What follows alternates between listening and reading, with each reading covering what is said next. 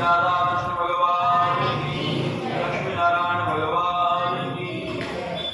कृष्णाय वासुदेवाय हरये परमात्मने प्रणताक्लेशनाशाय गोविन्दाय नमो नमः। गोविन्दाय नमो नमः। आप सभी लोग श्रीमद् भागवत महापुराण के अंतर्गत बहुत ही सुंदर प्रसंग सुन रहे थे। गौकर्ण प्रख्यान। और आपने सुना कि आत्मदेव किस प्रकार दुखी होकर के मरने के लिए जंगल में गए। जंगल में महात्मा से भेंट हुई और महात्मा जी ने इनका मार्गदर्शन करने के लिए बहुत से इन्हें विचार दिए कि आप जो है बच्चे के चक्कर में ना पड़ो, संतान के चक्कर में ना पड़ो, संसार के चक्कर में ना पड़ो, क्योंकि ये सब जो है बंधन के कारण है और इससे कोई भी सुखी आदमी ये व्यक्ति नहीं होता है। लेकिन आत्मदेव जी ने कहा महाराज मुझे तो केवल संतान ही चाहिए और मुझे आपकी कोई बात कोई प्रवचन नहीं सुनना है। जब नहीं माने तब उन्होंने अंतिम का फल दे दिया। फल लेकर के आत्मदेव जी आए, अपने पत्नी को दे दिया, पत्नी से कहा खा लेना, लेकिन एवं कुतर्क योगेन फलम नहीं भक्षिता। उसने अनेक प्रकार के कुतर्क कर लिए। कुतर्क समझ रहे हैं? एक तो होता है तर्क करना और एक होता है तर्क करना। तर्क किया जाए तो उसके द्वारा कुछ ज्ञान प्राप्त होता है, लेकिन कुतर्क में दोनों की हानि होती है। कोई या उसने पड़ोसी से इतना कुतर्क किया कि फल खा लिया नहीं तो पता नहीं क्या होगा मेरे साथ में, और उसने अनेक प्रकार के विचार किए, लेकिन उसने फल जो था नहीं खाया और पति से झूठ बोल दिया आत्मदेव जी से महाराज मैंने फल को जो है खा लिया है, अब मुझे बड़ा फायदा हो रहा है।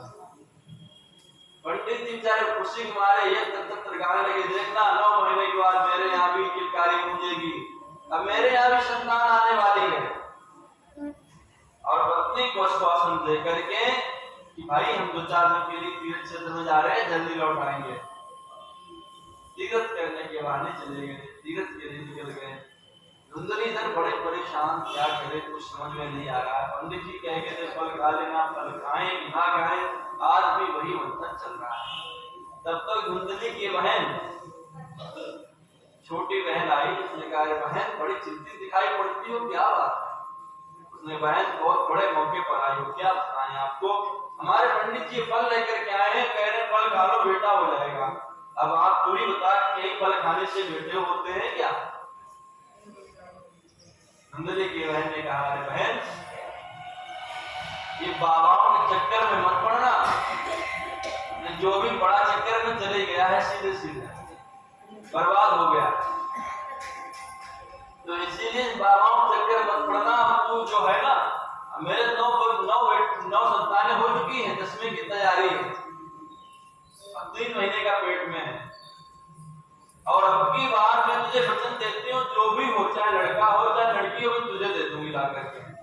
और अपने पति को कह देना मेरा बेटा जो है मेरे संतान ये हुई है, पति को समझा देना और मुझे कुछ धन दे देना, मैं अपने पति को दे दूंगी, सिर्फ मेरा पति भी मुंह बंद कर देगा।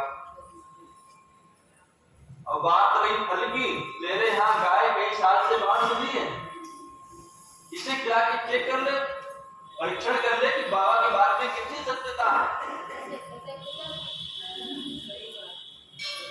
धुंधली की बात समझ में आ गई, अरे बहन तेरे चुटकी में सारी समस्याएं हल कर दी। और बता दें एक बात, जिस प्रकार का व्यक्ति होता है, जिस स्वभाव का होता है, जब तक उसको वैसी संगत नहीं मिलेगी तब तक उसके बाद भी समझ में नहीं आने वाली है। अगर बुरे व्यक्ति को अच्छा व्यक्ति समझाए तो जल्दी समझ में आने वाला नहीं है, तो अच्छे व्यक्ति का इतना प्रभाव होना चाहिए कि बुरे व्यक्ति पर प्रभाव डाल सके।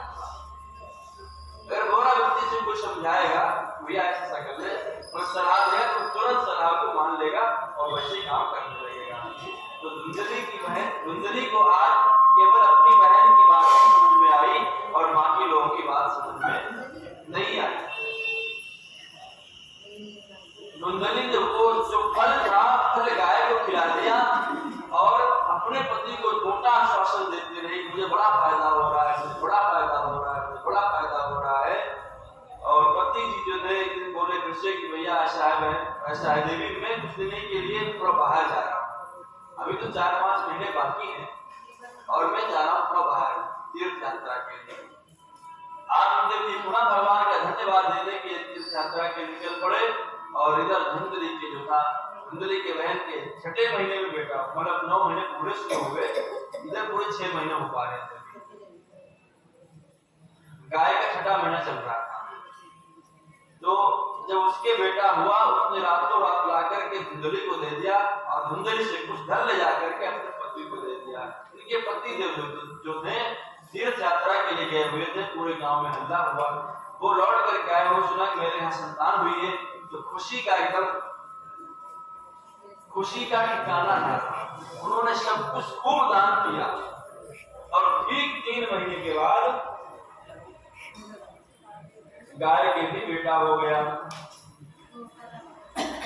और आत्मदेव जी ने खुशी में सबको निमंत्रण दिया। गांव के लोग बड़ी भाई की सराहना करने लगे, कहने लगे देखो तो पहले कितना भाग्य है आत्मदेव का, कहां तो एक संतान नहीं हो रही थी, गाय भी बांध थी, और जब भगवान देने पर आया देखो तो पहले कि गाय कोई मनुष्य का बेटा हुआ है, केवल मात्र उसके कान जो है गाय के जैसे हैं, बाकी संपूर्ण शरीर मनुष्य के भांति है। ये तो कोई बहुत बड़ी कृपा भगवान की, सभी संपूर्ण जितने लोग जानते थे पूरे गांव में केवल मात्र आत्मदेव की चर्चा होने लगी। भैया इनका भाग्य तो देखो, 2 बेटे भगवान ने दे दिए, गाय से बेटा हुआ भगवान की कृपा से। आत्मदेव जी दोनों का नामकरण संस्कार करने के लिए भगवान का पूजन किया और नामकरण करने जा रहे थे। मन के अंदर विचार कर रहे थे भाई मेरा नाम आत्मदेव है और मैं अपने बेटे का नाम रखूंगा परमात्मा देव, ऐसा मन के अंदर विचार कर रहे थे। उसी वक्त धुंधली आकर के खड़ी हो गई और धुंधली ने कहा सुनो, पेट में दर्द हमेशा है, बच्चा पैदा हमने किया है, तो नाम भी जो है हम ही रखेंगे, हमारा नाम धुंधली है और मेरे बेटे का नाम होगा धुंधकारी। और धुंधली ने अपने बेटे का नाम धुंधकारी रख दिया। गाय के बेटे के जो कान थे गाय जैसे थे, इसीलिए उनका नाम रखा गया गौकर्ण। दोनों धीरे धीरे बड़े होने लगे। कियत्कालेन तौ जातौ तरुणौ तनयामुभौ गौकर्णा पंडितो ज्ञानी धुंधकारी महाकला। गौकर्णा पंडितो ज्ञानी धुंधकारी महाकला। प्यारे सज्जनों, धीरे धीरे समय चलता गया और दोनों बड़े होने लगे, लेकिन धुंधकारी महाकला, धुंधकारी जो हुआ महाफल हुआ और गौकर्ण जी महान पंडित महाज्ञानी। सबसे अच्छी बातें करना, सबका सम्मान करना, भगवान का पूजन करना, अपने पिता की माता की आज्ञा का पालन करना, इस प्रकार सदाचार में हमेशा प्रवृत्त रहना, ये सब गौकर्ण जी के लक्षण थे। लेकिन धुंधकारी महाकला, महाकला छोटा मोटा दुष्ट नहीं था, महाकला और महाकल था, महान दुष्ट था। पढ़ाई में बिल्कुल इसका मन नहीं लगता था, कभी इसको मारा, कभी उसको मारा, कभी इसकी किताब फाड़ डाली, कभी उसकी किताब फाड़ डाली, कभी इसको ढकेल दिया,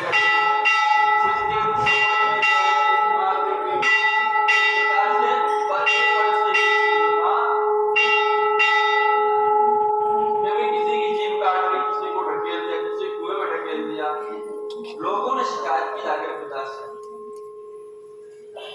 देखो आपका बेटा जो है महाराज जी बहुत शैतान है, ये हमारे बच्चों को मारता है, किताब फाड़ डालता है, किताब छीन लेता है, लूटपाट कर लेता है, लूट लेता था छोटे से ही।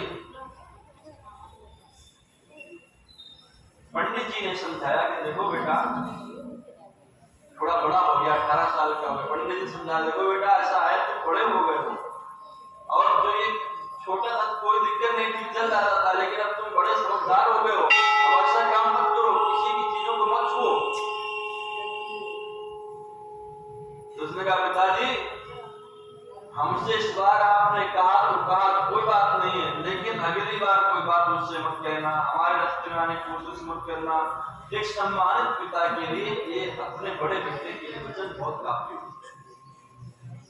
आप दिन समझ गए, इस बेटे की चाहत में मैं रो रहा था कि मेरे संतान हो जाए, मैं सुखी हो जाऊंगा।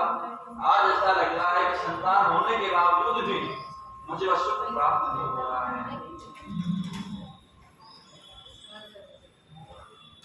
असोचान वसोचस्तुम प्रज्ञावादाशिभाससे गतासून गतासुष्टा नानुशोचन्ति पंडिता। गौकर्ण धूर्तकारी धीरे धीरे जुआ खेलने लगा, मदिरा का पान करने लगा, पैसे डाले जाना प्रारंभ कर दिया। घर की जो भी संपत्ति थी सब बेच डाली जा करके धीरे धीरे, यहाँ तक के बर्तन भी बेच। पंडित जी समझाए बेटा क्या कर रहे हो, घर को किस प्रकार बर्बाद कर रहे हो। अरे मैंने किस प्रकार से अपने खून से इस घर को बना पाया, सींच के बना पाया, अब तुम ऐसे बर्बाद कर रहे हो संपत्ति को। उसने कहा पिताजी अब तुम बूढ़े हो गए हो, अब तुम्हारा दिमाग जो है सटिया गया है, अब घर की पूरी चाबी हमें लाओ, तुम्हारे घर चलाना बस की कहानी नहीं है।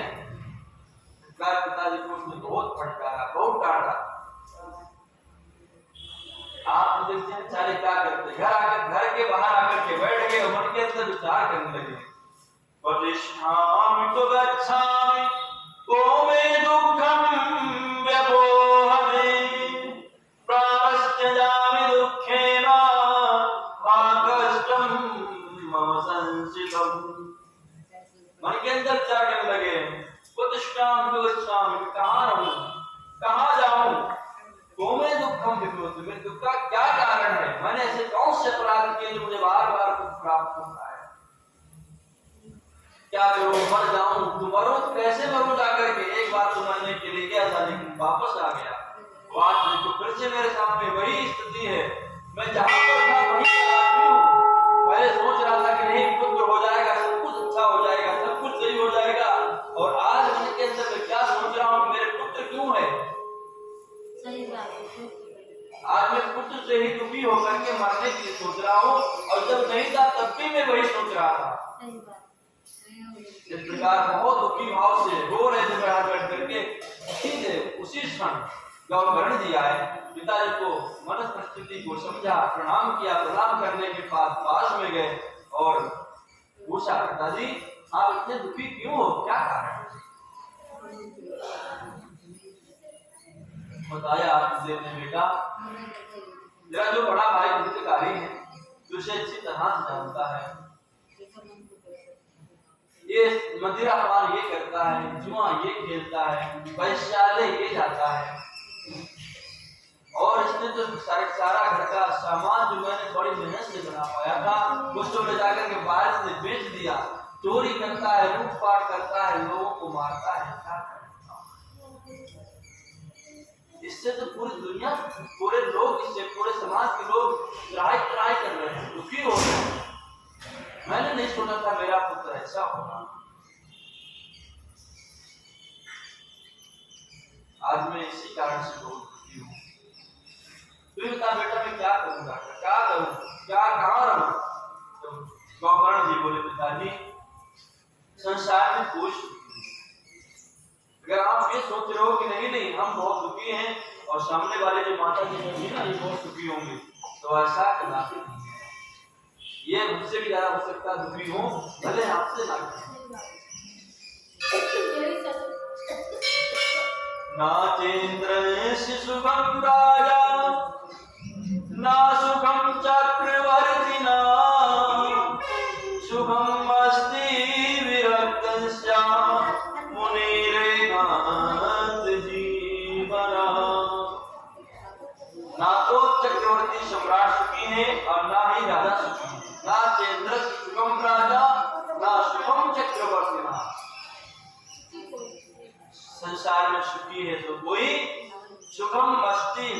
तस्या मेरे कांत जीवना, जिसने अपनी आसक्तियों को संसार से हटा दिया है, जो विरक्त हो गया है, विरक्त मतलब संसार में नहीं आ सकते हैं, वही केवल मात्र सुखी है, बाकी सभी दुखी है। तुलसीदास जी कहते हैं, रात कहे